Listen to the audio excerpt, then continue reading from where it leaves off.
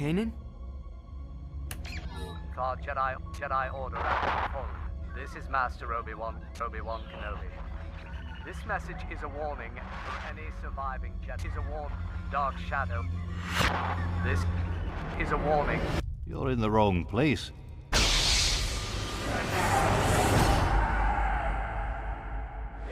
Hey everybody, how's it going? Welcome to another vlog on this channel. Today we're going to be talking about the Rebels pre-season finale, I guess you could call it, of Twin Suns that just came out last night as of the date of this recording. And I'm not going to keep you very long, so let's get right into it. First off, as any respectable, pop culture fan would announce, spoiler warning, I'm very proud of myself for saying that, unlike other people who may release details about an event inside of an episode before it is actually aired to the entire world, or for everyone to see at least 24 hours, cough cough, Star Wars Twitter account. But really though, spoiler warning, don't watch forward if you don't want to know what happens, even though it's pretty much clear if you're a regular Star Wars fan what's going to happen just by the premise of this episode.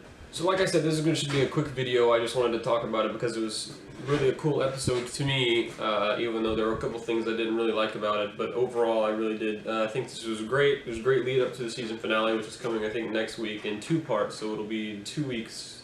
We'll conclude this season, I think.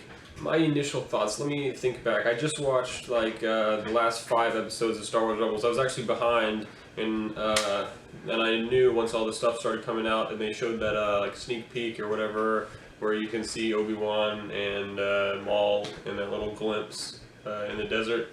So I was like, man, I gotta catch up on Star Wars Rebels. So I watched the last 5 episodes that led up to Twin Suns, and they were pretty good. Some of them were a bit weird, what was it, AP5 was singing in space. And he sang part of that song from Annie Get Your Gun, which that was a play I was actually a part of, and so I knew those words, and so I was just kind of like, what's going on here? But yeah, anyways, my initial thoughts about the episode, we kind of start off as, any Star Wars Rebels episode, something's going on already, they're doing something, and Ezra's being called by the holocrons again.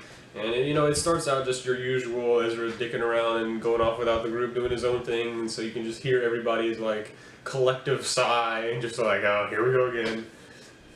And ends up going to Tatooine to find Kenobi to warn him that Maul's coming, as if he didn't know that already, which he expresses once Ezra finally catches up to him.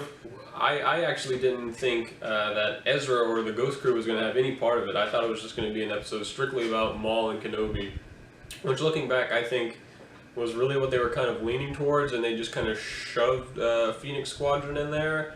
I think it could have been a lot better if it was literally just about Maul and Kenobi, but then again, if you take into account the episodes previous, they don't really tie in. It would have just been oh, hey, don't forget we had Maul here the whole time, we're just going to slap him on this episode. So I guess they kind of had to tie Phoenix Squadron into it. But anyways, Ezra gets to Tatooine, is attacked by Tusken Raiders, and I thought they were going to do some cheesy representation, Kenobi comes out and does the howl or does something. No, it's just Darth Maul with a double blade lightsaber and kills all of them. So Chopper shuts down in the middle of the dunes, and Ezra basically passes out because he thinks he saw Maul again and had his lightsaber or whatever, all that nonsense. Then we got my boy Ben Kenobi coming out of nowhere, straight from the homestead, and he's just on a dewback, and that was pretty cool. And he got Ezra, he made a campfire somewhere, I don't know where he got the wood from, but sure. But really though, and so they're just chilling by the fire, and Obi-Wan, by the way, whoever voiced Obi-Wan, thumbs up, man. that was a great job. I'll have to look up who did it, and let me see, I guess I'll do it right now. It didn't sound like whoever voiced the one for the Jedi Temple distress beacon. I'm guessing it's probably Steven Stanton. Steven Stanton or James Arnold Taylor. I'm assuming James Arnold Taylor did the voice for the Jedi Temple Beacon distress call, but I think the Steven Stanton guy is who did the Ben Kenobi. So cool, great job to Steven Stanton for that. That was great. and that like they kept Obi-Wan's cool. He didn't like do some weird Ezra shit or anything like that. And by Ezra shit, I mean like do something that's like very non-conventional for Star Wars, like make a joke or something. I don't know. He felt like Ben Kenobi, and I like that. Is what I'm trying to say.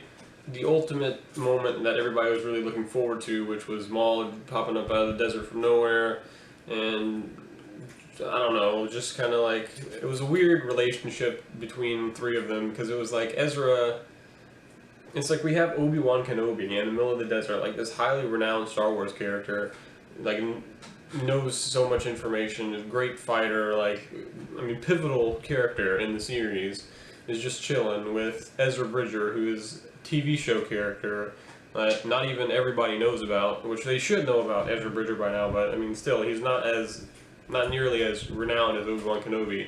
And it's like that annoying kid that keeps bothering you whenever you're like like at the Minecraft conventions that everybody like cringes at. It's like being one of the Minecraft creators and then as Obi-Wan, and then Ezra Bridger is like one of the kids that gets up to ask a question at the panel.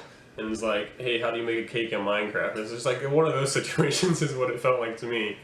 And so it's like as if somebody came up, like Obi-Wan was on the panel, and so Ezra Bridger comes up and he goes, hey, Darth Maul's coming to get you. And he's like, yeah, I kind of knew that already, thanks. Thank you for that. Well, regardless, though, we have Maul come to fight Obi-Wan for the last time, and they have this really cool, like, zoom in on their faces, and Obi-Wan does this dance and everything, and Maul's, like, shimmying the blade everywhere. And then the divisive moment happened where they fought for all of about, like, 3 seconds, and it was over after that. And I went online after I watched the episode, and went to, I think it was the avclub.com, something like that.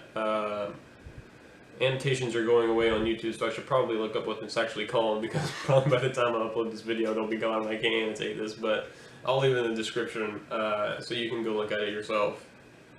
But it was a really nice review of the episode, and there were some things I disagreed with on their opinions, but regardless, it was still a great review of the episode, and they mentioned that it was more, there was a deeper meaning to why the fight was so short.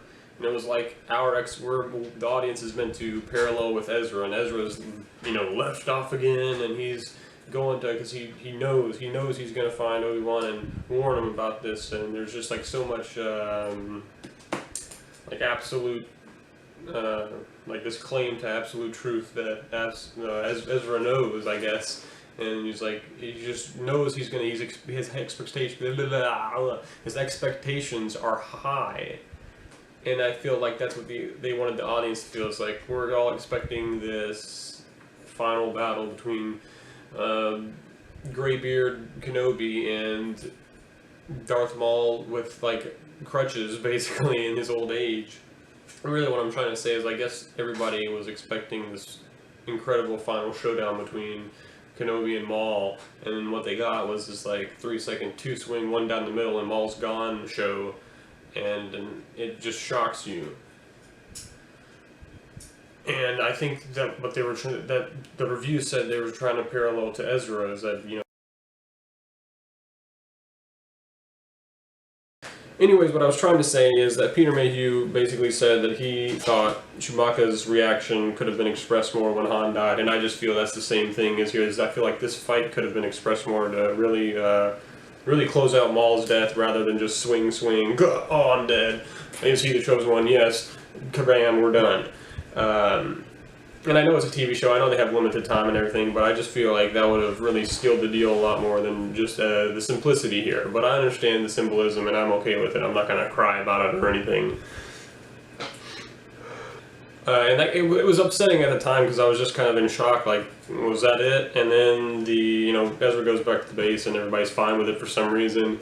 And then they showed the scene, which on the review, they said they would have rather had it taken out. But I feel like this one was a really cool scene where you see Obi-Wan on the dewback, and he's just like outside of Luke's homestead, and you can hear Aunt Beru going, Luke, Luke, just like in the movie. And then you see him running over there, and Obi-Wan just watching, just waiting for that moment. I'm just, God, this is great.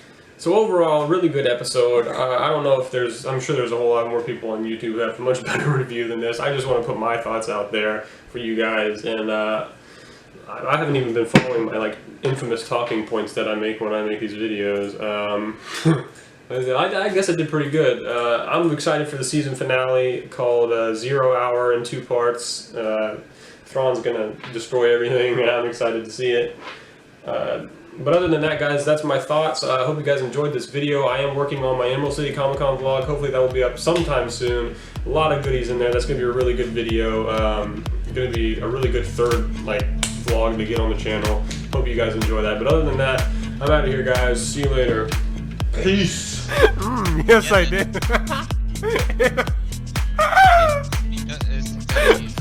If Padmo is not born, the Jedi Order would still be all equals high. Oh my goodness.